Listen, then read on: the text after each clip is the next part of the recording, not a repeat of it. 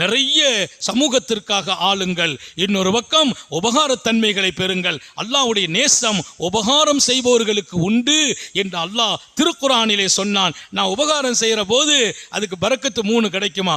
ஒன்று, இன்னும் பன்மடங்காக அல்லாஹ் பெருக்குகிறான். இன்னொன்று, நீண்ட ஆயுளை கொடுக்கிறான். அல்லாஹ் எல்லாருக்கும் உதவி செய்வானாக. உபகாரத்துக்கு கொடுக்குற கூலி துன்யாவில் அதை பெருக்கி தருவான். இன்னும் நீண்ட ஆயுளை கொடுப்பான். கெட்ட மௌத்து வராமல் பாதுகாப்பான். விபத்துலாம் வராது, கெட்ட மௌத்து வராது. ஏன்னா நம்மகிட்ட உபகாரம் பெற்றவர் துவா செய்துட்டே இருப்பார். எனக்கெல்லாம் ஒரு பழக்கம் இருக்குது. யாராவது ஒரு சின்ன உபகாரம் செய்துட்டா உடனே நான் துவா செய்வேன், அல்லாஹ் இவங்க ஹயாத்தோடு ஆரோக்கியத்தோடு இன்னும் சமுதாயத்துக்கு நிறைய செய்யணும். நமக்காக இல்லை, உபகாரம் செய்தவங்களுக்கு துவா செய்கிறது சுன்னத்து. பெருமானார் சொன்னாங்க, உனக்கு யாராவது ஏதாவது செய்துட்டா நீ கைமாறு செய்யி. என்ன கைமாறு? காசை இல்லாட்டாலும் சொல்லு, அல்லாஹ் உனக்கு சிறந்த கூலி தருவானாக. அதனால தான் ஜஸாக்கல்லாஹு ஹைராங்கணும். ஒருத்தர் நமக்கு ஒரு டீ வாங்கி கொடுத்தா ஜஸாக்கல்லாஹு ஹைரா, அல்லாஹ் உனக்கு நற்கூலி தருவானாக.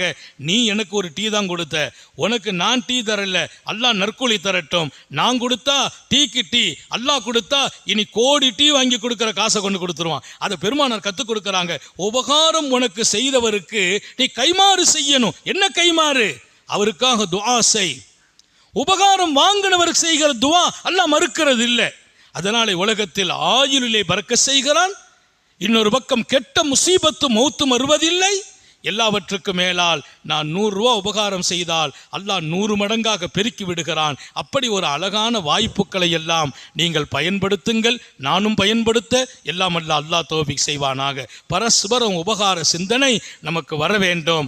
யாருக்காவது ஏதாவது உபகாரம் செய்ய முடியுமா என்று எதிர்பார்ப்போம். அல்லாஹ் அதற்கான சிறந்த பகரத்தை நமக்கு தந்தால் சமூகம் நல்லா இருக்கும், நாடு நல்லா இருக்கும், மக்கள் நல்லா இருப்பாங்க. எனக்கு உபகாரம் செய்யறதுக்கு ஆள் இருக்குதுன்னு நினைக்கிற போது கஷ்டப்பட்டவங்க கூட நிம்மதியாக வாழ்வான். அந்த வாழ்க்கை சொர்க்கத்தை நமக்கு தீர்மானிக்கும். அல்லாஹ் எல்லோருக்கும் தௌஃபீக் செய்வானாக. நீண்ட நெடிய